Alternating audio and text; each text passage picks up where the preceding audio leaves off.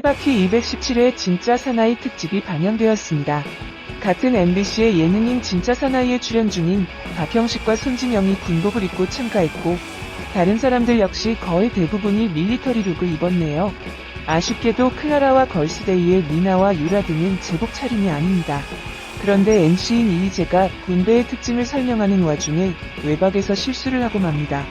군대가 원래 가족이 면회를 오면 외박이라는 특전이 있는데, 애인이 오면 가족노 위장을 해서는 같이 외박을 나간다는 설명이었습니다.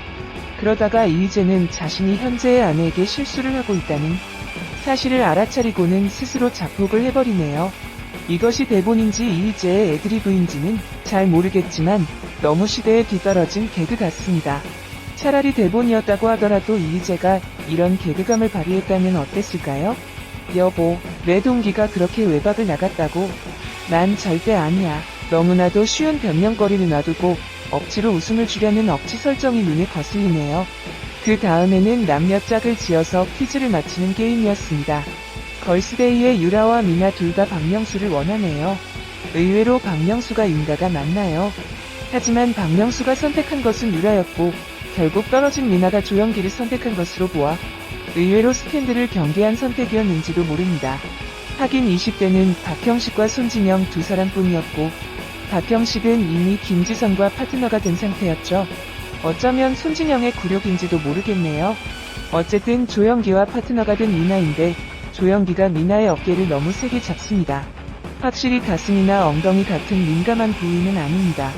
하지만 단순히 노래 부르는 게임에서 뒤에서 대기하고 있는 상황에서 잡은 것 치고는 너무 강하다는 느낌의 억센 손이네요.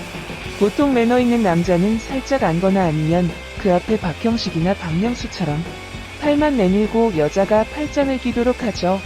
그 다음에 군대 영화 이름 대기 게임에서는 두 사람의 자세가 살짝 바뀝니다. 남자가 살짝 팔만 내민 다른 커플들과 달린 이 커플은 조영기가 미나의 팔짱을 잡습니다. 기분 탓인지는 모르겠지만 미나의 얼굴이 그리 밝지만은 않네요. 마지막에 조영기 미나 커플이 10초 안에 군대 영화 이름 4개를 대면서 이 퀴즈에서 승리를 합니다. 이번에도 조영기는 미나를 덥석 잡네요. 처음에는 미나가 내민 양손을 다 잡다가 나중에는 왼팔을 미나의 등 뒤로 둘러서 꽉 껴안네요. 아무리 나이 차이가 많이 나고 그저 후배가 귀여워서 그랬다고 하더라도 팔이 등을 돌아서 겨드랑이 깊숙이까지 들어간 것은 억센 손을 지나서 나쁜 손이라는 느낌이 납니다. 마지막으로 이날 방송 말미에 박명수가 망언을 합니다. 먹여주고 재워주고 10만원 주면 괜찮지 않냐? 이건 위에 이희재 건과는 달리 확실히 대본이라는 티가 팍팍 나네요. 아무리 박명수가 무대포라고 해도 군대에 대하여 아주 엄격한 한국 사회에서 이 정도의 무리수 발언을 할 정도는 아니죠. 끝에서 사과를 했지만 만약 정말로 박명수의 애드리브였다면 그는 은퇴를 고려할 정도로 군인과 남자들의 분노를 일으킬 말을 했습니다. 그런데 여기서 편집도 하지 않고 내보냈다는 것은 원래부터가 대본에 의한 멘트였을 가능성이 높습니다. 사실 이번 주에 박명수는 이것 외에 진짜 망언을 하나 했죠. 바로 무한도전에서 같이 나온 여고생에게 주점이나 가라라고 말실수를 합니다. 그건 대본이 아니라 진짜 애드리브로 한 것 같은데 박명수를 까려면 그걸로 까야죠. 어쨌든 세바퀴의 제작진이 이슈를 만들려고 하는지 요즘 이런 무리한 멘트를 많이 넣네요. 스스로의 능력을 키울 생각은 하지 않고 이슈를 만들려다가 세바퀴 자체가 훅 갈 수도 있다는 사실을 명심했으면 합니다. 과거 방송에서 가수 남진이 아내 와이프와의 러브스토리에 대해 밝혔던 적이 있답니다. 남진은 예전에 방송된 SBS 데뷔한 최영아 조영기의 좋은 아침에서 MC들에게 아내와의 러브스토리에 관한 질문을 받은 뒤에 평소 자신의 성격답게 솔직하게 답했답니다. 크트. 미국 뉴욕에서 배우자를 만났다는 남진은 그때 미국에 공연을 가서 선배 소개로 처음 만났던 것이라며 재미교포인 아내 강정현 씨에 대해 말문을 열었답니다. 남진이 슬럼프를 겪었을 때 그 외로움을 달래준 건 아내 강정현 씨였답니다. 남진은 재미교포 집사람은 솔직하고 성격도 강한 사람이라고 아내를 소개했답니다. 이어 그는 2년이 돼 한국에 왔다. 그런데 내 어머니가 전라도에서 제일 유명한 점집 10군데에서 점을 보고 다 좋다고 했던 것이다며 어머니가 직접 혼인신고를 해버렸던 상황이라고 폭로했답니다. 남진은 거기도 싫지 않았으니까 결정 잘했던 것이다. 나 안 만났으면 어쩔 뻔했어? 라고 덧붙여 웃음을 자아냈답니다. 슬하에 1남 3녀를 둔 남진은 부부 금실의 비법에 대해선 그냥 성질대로 했던 것 같다. 애만 낳았던 것 같다고 솔직하게 털어놨답니다. 크크크. 남진은 자녀를 4명이나 낳은 것에 대해선 딸만 계속 낳으니까 목포에 있는 어머니께서 반가워하지 않으셨던 것이다. 아울러 언제 낳았느냐 하니까 아내도 부담이 됐다. 셋째를 낳을 때는 아내가 눈물을 글썽였던 마음이다. 내가 또 낳으면 되지 않냐고 몸만 건강하면 되지라고 말했지만 마음이 너무 아팠던 마음이다고 비하인드 스토리를 공개했답니다. 마침내 남진 부부는 막내인 아들을 볼 수 있었답니다. 남진은 어머니가 생전 내가 다수왕상을 받고 인기가 있어도 성공했다는 이야기를 한 번도 안 했다. 그런데 넷째 아들을 낳으니까 그제서야 성공했다고 하셨던 것을 잊을 수가 없다고 당시 기억을 떠올렸답니다. 가수 남진은 누구? 그의 본명은 김남진이며 1945년생으로서 고향 출생지는 전남 목포입니다. 학력대학교는 한양대 연극영화학과랍니다. 그는 대한민국의 원로 가수로 오빠 부대의 원조격이라 불릴 정도로 높은 인기를 얻었답니다. 그는 작가공인 1970년대 한국 가요계의 아이콘으로서 라이벌인 나훈아와 아울러서 한 시대를 양분했던 슈퍼스타랍니다. 데뷔 50주년을 넘긴 70대인 현재도 현역으로 꾸준히 활동하고 있으며 대한민국 가요계 역사의 상징이라고 할 수 있답니다. 원래 스탠다드 팝과 엘비스 프레슬리의 로큰롤 창법을 선호했고 선이 굵은 저음의 남자다운 보이스를 가지고 있답니다.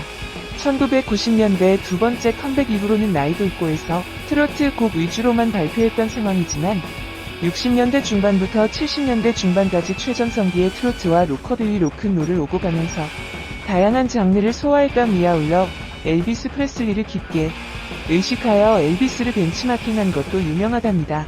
이런 이유로 그가 부르는 트로트는 다른 트로트 가수들에게서 나오는 뽕기가 없어서 지금 들어도 중후하고 세련된 느낌이 든답니다. 지금은 가수로서만 기억되지만 원래는 영화배우를 지망한 연극영화과 출신이었고 전성기에는 수십 편의 영화에 출연한 영화배우랍니다. 출연작을 보면 외모로 여느 남자 배우와 비교해도 빠지지 않습니다.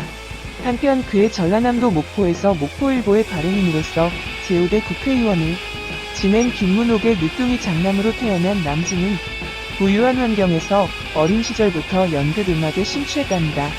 목포 중학교 재학 때부터 닐 세다카, 나폴 앵카 등의 팝송을 즐겨 불렀던 그는 서울로 전학하게 된답니다. 목포 고등학교를 졸업할 무렵에는 레스토랑에서 팝송을 불러 밴드마스터에게 가수 제의를 받게 된답니다. 당시 아버지는 반대했지만 대학도 연극영화과를 진학해 영화배우로서의 꿈을 꾸었답니다. 남진의 집안이 목포에서 상당히 부유한 집안이었던 것인데 경찰관들이 자전거를 타고 순찰을 돌던 시절에 일본산 오토바이를 타고 학교에 등하교를 했다고 한답니다. 지난 2020년 5월 보도에 따르면 배우 조영기가 유튜버로 변신해 화제랍니다. 근래 방송사에서 얼굴을 보기 힘들었던 조영기랍니다. 그는 소통 전문가 김대현과 함께 유튜브 채널 동네영TV를 운영하고 있답니다. 한편 동네영TV 채널 정보에는 우리들이 잊고 살아온 지난 추억 속에 살아있는 이야기들 지으저말로 소환하여 50대 이상 되신 분들에게 소중한 추억을 되살려주는 동네영TV. 조영기 씨의 예리한 기억력 속에 고스란히 남아있는 소중한 이야기를 들어보려고 합니다라는 소개글이 있답니다. 2020년 5월 13일 오후 기준 해당 채널의 구독자는 약 900여 명으로 지금까지 약 40개의 콘텐츠가 올라와 있답니다. 추억의 드라마나 애니메이션부터 나이트클럽까지 다양한 과거의 문화와 에피소드를 소환해 자유롭게 대화를 주고받는 형식이랍니다.